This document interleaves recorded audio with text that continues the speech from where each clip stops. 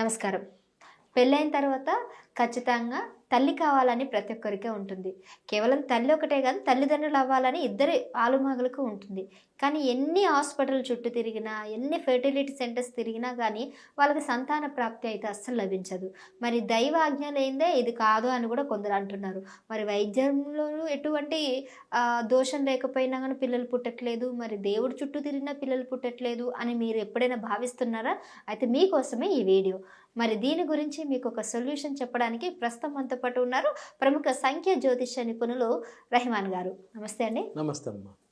Sir, ఎన్ని hospitals చుట్టూ తిరిగినా, ఎన్ని దేవుళ్ళ చుట్టూ తిరిగినా, ఎన్ని దర్గాల చుట్టూ తిరిగినా, ఎన్ని చర్చిల చుట్టూ తిరిగినా కానీ కొంతమందికి పిల్లలే అవ్వట్లేరు. అలాంటి వారికి ఏంటి దోషము, ఎలా పరిష్కరిస్తారు? అద్భుతమైన ప్రశ్న అమ్మా. ప్రస్తుతం సమాజం ఎదుర్కొంటున్నటువంటి సమస్యల్లో ఇది ఒక పెద్ద సమస్య. అసలు మీకు డాక్టర్ల దగ్గర తిరుగుతారు, డాక్టర్లు మెడిసిన్ వరకు ఇస్తారు. కానీ అసలు వీళ్ళ జాతక చక్రం ప్రకారం, వీళ్ళ యొక్క గ్రహాల ప్రభావం ప్రకారం వీళ్ళకి అసలు సంతాన యోగం ఉన్నదా లేదా అనేటువంటిది వాళ్ళకి తెలియదు కదా. లేదు, ఒక న్యూమరాలజిస్ట్ని కలుస్తూ వాళ్ళు కూడా వాళ్ళకి తెలియదు.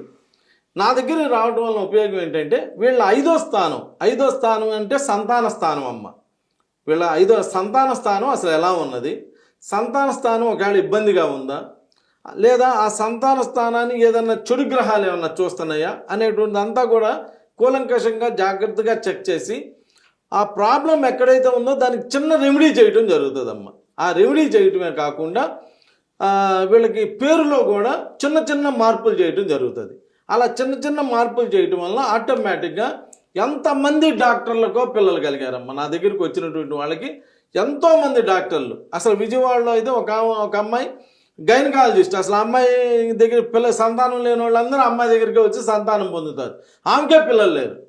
ఆమె కూడా నా దగ్గరికి వచ్చినాక అమ్మాయి అబ్బాయి పుట్టారు. ఇలా ఎన్నో అద్భుతమైనటువంటి రిజల్ట్స్ చూడటం జరిగిందమ్మా. కాబట్టి మీకు ఒకవేళ సంతానం లేక మీరు ఏదైనా ఇబ్బంది పడుతుంటే మీరు అసలు ఆలోచించాల్సినటువంటి అవసరమే లేదు. ఒక్కసారి నన్ను కలిసి చూడండి.